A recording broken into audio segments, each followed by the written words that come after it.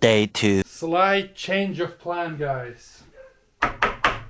The S120 that I've used on this thing is brilliant, but because this board is medium to high density, it literally taking me 120 mil or 250 mil just to seal this small portion. It's perfect. I mean, it's all chemical release agent and stuff, so this is actually ready to be laid, the fabric, and this is what I'm going to do next. But I just wanted to show you what I'm going to use to seal the big one, because I've calculated, I think I've used about 11 or 12 coats of the S120, and it's expensive. It's 63 pounds per 250 ml bottle. Yes, you can get a liter one, but that's 150.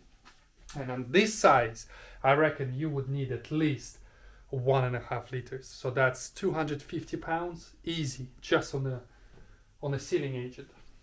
Not ideal, but I've spoken to Easy Composites, and they said that on this board you can spray pattern high gloss directly onto this without the primer, and with a spray gun it will give us slightly thicker, admittedly slightly thicker film than the other sealing board, but it's still not going to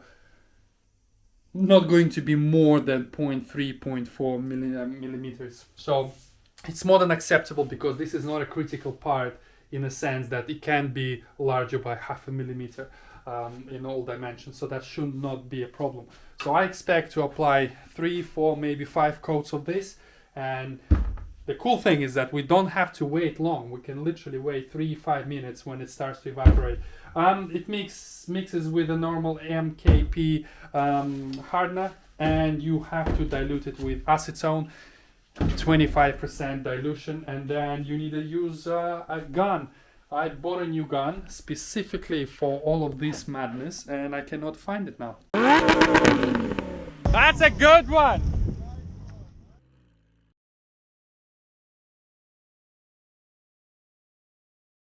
Here we are. Ta-da! This is what 15 pounds on eBay buys you. But because this stuff is lethal, you know, it will be difficult to clean it. And 15 pound gun, you know, almost a single use gun. 2.2 mil nozzle, exactly what we need for this. I actually bought it to spray gel coat. Haven't used it yet. Should be okay. So compressor is connected. Let's mix some resin and apply a couple of coats. It's pink in color. Eddie, you would love this. Ultima makes no difference, obviously, what color this is. So the ratio is 2%. You can reduce this ratio if the room is really hot to about 1%, 1.125. If it's cold, you can increase this ratio, but don't be tempted to put too much catalyst, because otherwise it can actually exotherm and go off a lot quicker and start smoking, and then you'll get really bad finish and stuff. 22 degrees here. I reckon we need exactly 2%. So I have this nice squeezy bottle that actually gives me a percentage. So for 100 grams, 2% would be, yes, you're right, 2. And for 50, another 1. So we need 3.5, because something always stays in the bottle. So I guess now we mix, and we need to add 25% acetone. So 150, 25% would be, so 125 is another 25, and from 50 divided by 4, so that's 12.5, so that's 25 plus 12.5, so that's 35 plus 2.5, 37.5. Yeah, you know, I can count.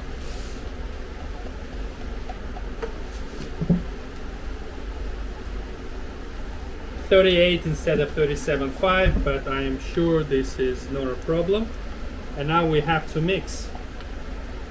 I actually got this thing for Christmas. I already broke it, but it works brilliant.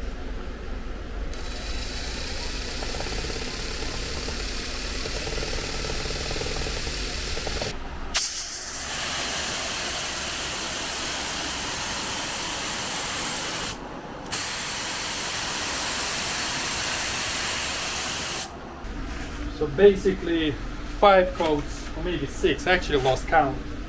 This is what it gives you.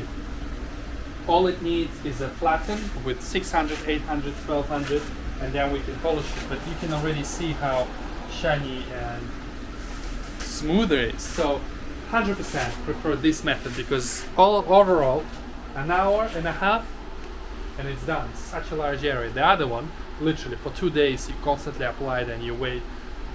So definitely happy with this product and at the fraction of the cost. And I think I still have about a third of a can, and this can is 20 something pounds, so that's really not bad. Definitely will use this stuff in future.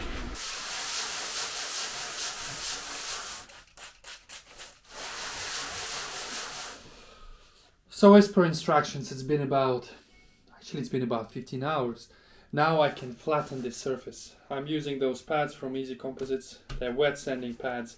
I'm not quite sure what grade this is, but a little bit rougher. So we're gonna go with the rough one first, and then I know this one is 1000, and then I'll probably use 1500 wet and dry paper. And after this is done, we clean it, and then we can polish it to a really nice glossy shine.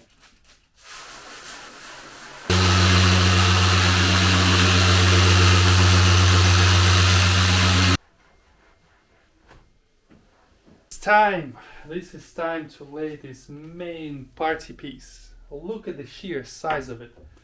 1.5 by 1.8 meters. Anyways, what we're using for the laminate is carbon fiber. 1.5 meter carbon fiber. Yeah, not much to say about it apart from it's 1.5 meters. I'm not sure whether I want to go like this or like this. I think we're going to go like this. See, 1.5 goes well. So one visual layers are going to be carbon fiber. And then we're going to reinforce it with biaxial glass fiber. It's 440. It's a little bit, quite a bit cheaper than biaxial carbon or the carbon cloth. And the main reason why we're using this is to save a little bit of money. And the fact that this is the first one, I'll probably end up doing another 1 or 2. So for the next ones, we will probably use carbon. But it should be fine because, contrary to popular belief, carbon is not sort of the pinnacle magic material. Well, it kind of is, but woven glass fiber is just as strong. It's a little bit heavier. Top tip. I mean, I use this quite often as well. And for the main reinforcement, well, not reinforcement, but the core material, it's this stuff. It's similar to what I've used before, but this one has holes everywhere and grooves, and this is a flexible sheet. You see how it can conform to almost any shape. So once the first two, see, it already kind of comes apart. That's not a problem because it's almost like Lego, you see? Mix in. So once the first layer is laid, then I'll be able to put the foam in. And I'm still not 100% sure what to do on the sides. I reckon I'm going to use Autosport because for 2 reasons. 1, I have a lot of it. B, the strakes I've used Autosport, and they don't have to be this thick, and Autosport actually goes much nicer around tight corners. So most likely the top, the main sort of sandwich area, all this is going to be foam, and on the sides, literally just those sides, that's going to be Autosport. We're gonna put a few sheets of probably 450, just where we think the attachment is going to be. So most likely somewhere in this area, and definitely somewhere in there. Literally as extra thickness of carbon, just so it's a little bit more robust, so to speak, to go with bolts through. For the future versions, we might actually machine CNC sort of plates when we know where it sort of attaches. So then you can actually put a thread into it and then it can be bolted like that. All right, enough chit chat. Let's get cracking, cutting carbon.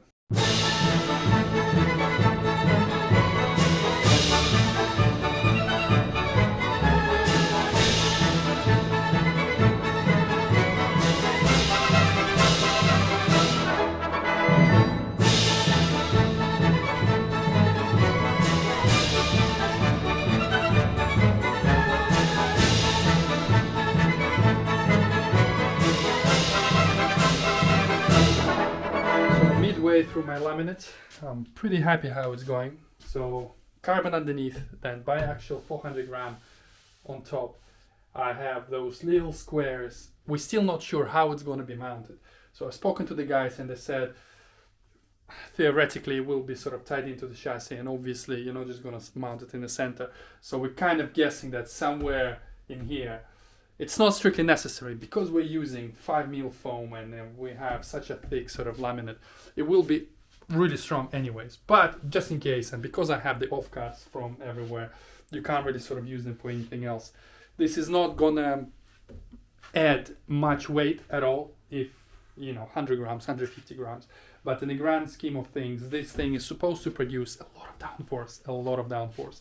So the stronger the mounting points are, the stronger the thing itself, the better it is. But like I said, because it's a trial, the first one I'm making, we'll see how it is, and maybe on the next one we don't actually even need to use biaxial, for example, if it's super rigid. But we're kind of playing it safe because a lot of money has been spent on materials and the mold itself and my time getting it all prepped. So I prefer to do it right the first time. All right, now the foam. That's going to be quite an interesting one. So I have a few options of how to lay it. I can either lay one in the center first and then two going from the sides like that, or I can lay one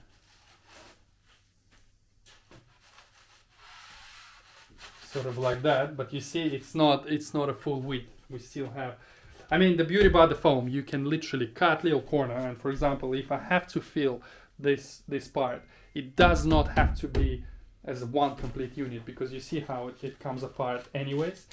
As long as it's sandwiched between carbon, it will be strong, even if you make it from 1,000 little pieces, effectively what this is.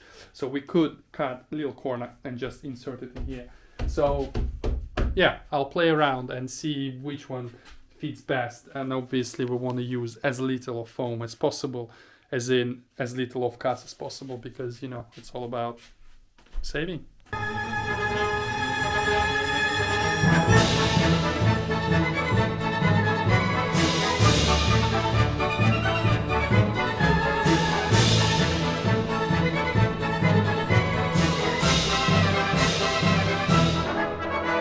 So the core material is in place.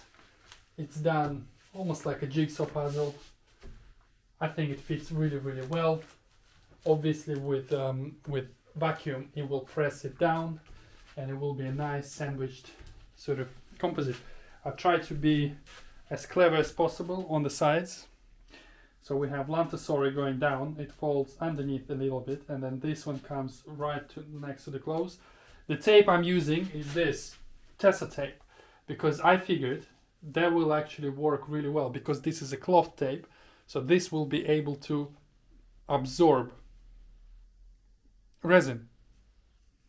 Obviously you can't really use gaffer tape. I mean, you could still use, if it's only holding it sort of the corners in place, it's not really going to impact the strength as such. But because it's a cloth tape, I am just hoping that it will more than be sufficient to absorb all the resin. So now another 2 layers, 450 gram biaxial on top, and then cover everything with carbon. As soon as this is done, then we can put peel ply, mesh, bag it, put the tubes in, Bob's your uncle.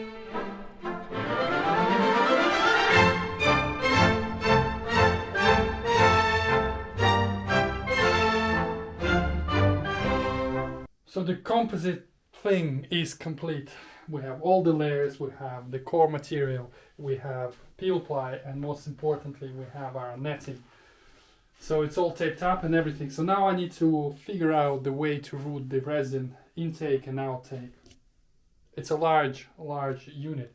I reckon I can either run a spiral all the way at the top like that, all the way to down.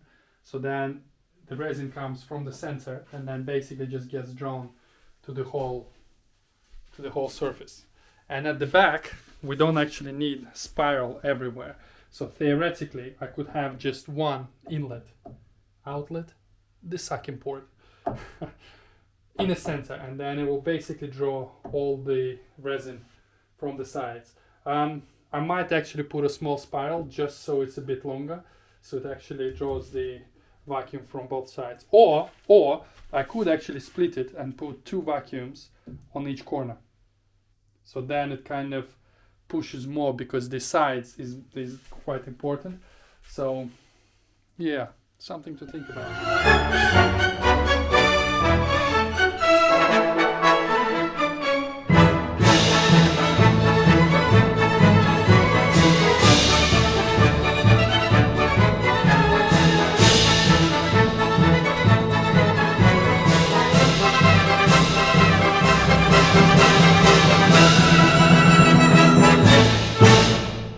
Almost 3 o'clock in the morning.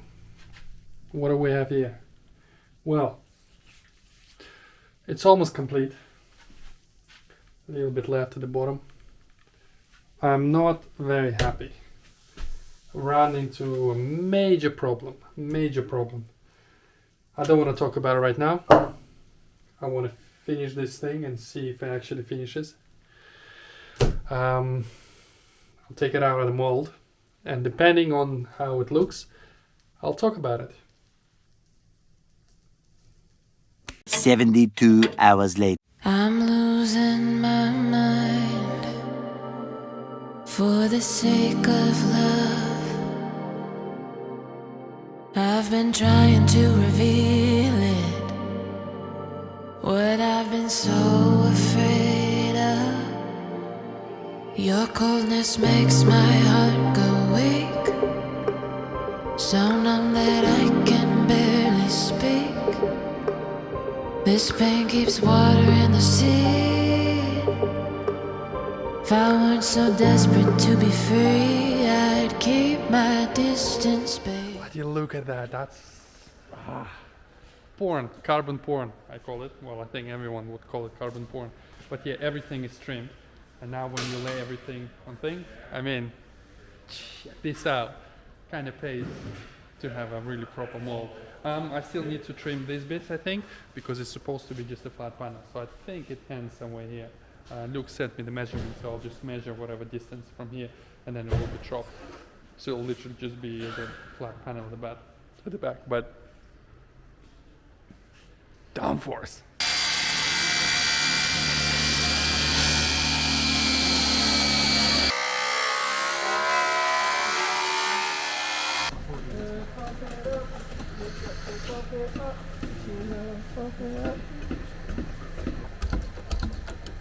Yeah.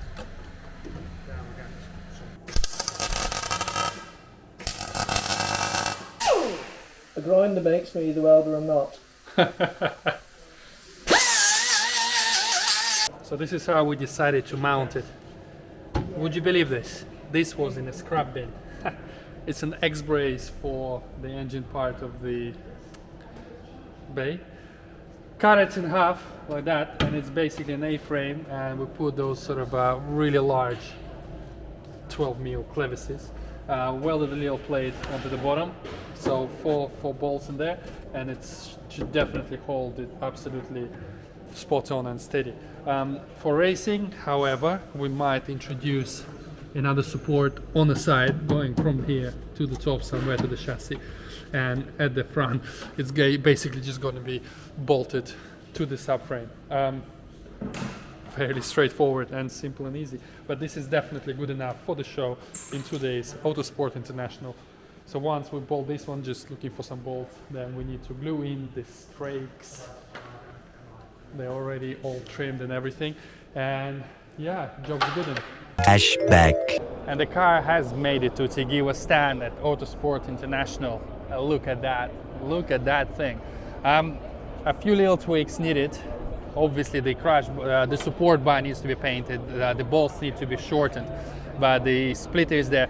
We do have to make it a bit slimmer because, as you can see, the distance is tiny, so it has to be 50 mil off the ground according to regulations. But I'm very happy how it turned out. There was a little bit more work than I anticipated with regards to the mold and the air coming through, but yeah, it's on it. So now I have to make another one. Wish me luck. But yeah, guys, thank you very much for watching this. If you have a project that you think I can accomplish for you, do let me know. I'm very busy but very flexible as always, and yeah, I'll see you in the next one. Bye.